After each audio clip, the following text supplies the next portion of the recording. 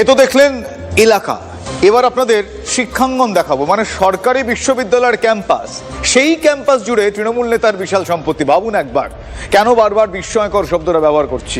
29 acre জমি জুড়ে হাঁস মুরগির খামার, পুকুরে মাছ চাষ, ফল সবজির চাষে রমরমা ব্যবসা তৃণমূল নেতার। বিধানচন্দ্র কৃষি বিশ্ববিদ্যালয় ছাতনা ক্যাম্পাসে শঙ্কর চক্রবর্তীর রাজত্ব। পালা বদলের পর ক্যাম্পাস থেকে জিনিস সরাতে গিয়ে হাতে নাতে পাকড়াও তৃণমূল নেতা শঙ্কর চক্রবর্তী।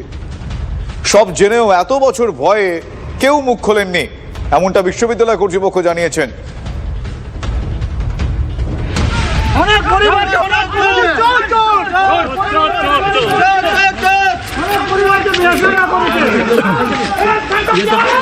আমার জানার সুতো মেরে দিয়েছে এই লোকটা, এই শঙ্কর চক্রবর্তী ছাতনা অনেক চুরি করেছে। আপনি সব কিছু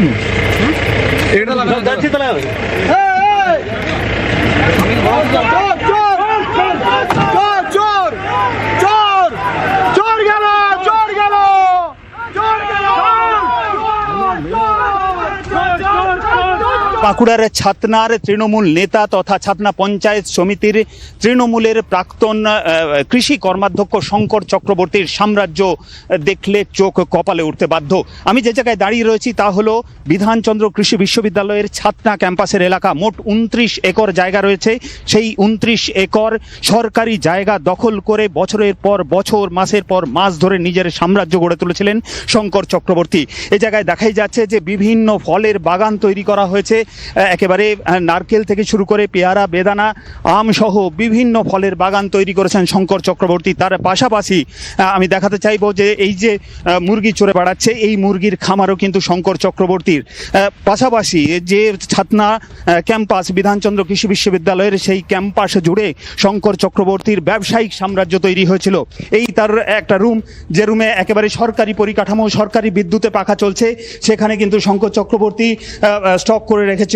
চাষিদের জন্য যে সরকারি বীজ দেওয়ার কথা, সেই বীজ স্টক করে রেখেছিল। বিভিন্ন ধরনের ওষুধ রয়েছে, পাশাপাশি বিভিন্ন কৃষিজাত সামগ্রী এই 29 একর জায়গায়, যেখানে শঙ্কর চক্রবর্তী ব্যক্তিগত উদ্যোগে চাষাবাদ করতেন, সেই কৃষিজাত সামগ্রী মজুত করে রাখা রয়েছে। কৃষিজাত বিভিন্ন সামগ্রী অন্যত্র নিয়ে যাওয়ার জন্য বস্তা থেকে শুরু করে ত্রিপল, এমনকি এই সরকারি ত্রিপল, সেই ত্রিপলও এখানে স্টক করে রাখা রয়েছে। এই বিধানচন্দ্র কৃষি বিশ্ববিদ্যালয়ের এই রুমে ক্লাস করার কথা, সেই জায়গায় কিন্তু হাঁস মুরগির খামার তৈরি করেছিলেন শঙ্কর চক্রবর্তী।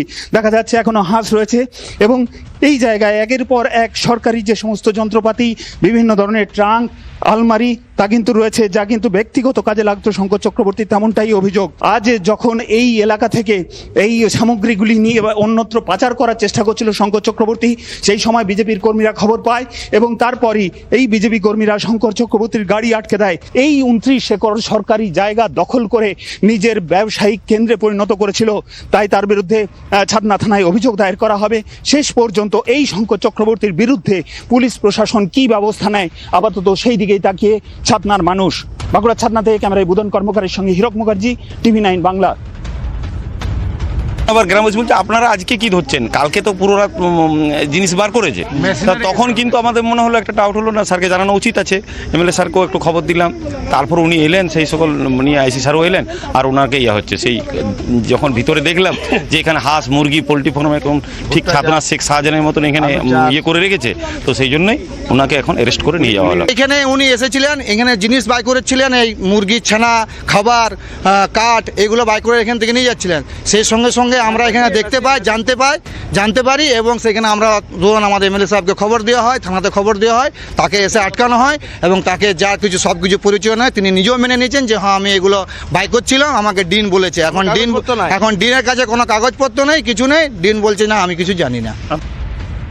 যেখানে দাঁড়িয়ে আছি এটা হচ্ছে বিধানচন্দ্র কৃষি বিদ্যালয় শুশুনিয়ার যে ক্যাম্পাস, নতুন ক্যাম্পাসটা ওখানে গেছে, এটা হচ্ছে পুরনো ক্যাম্পাস। এটা 29 একর জমির উপর 3-4টা বিল্ডিং আছে, পুকুর আছে এবং প্রচুর অ্যাসেট আছে।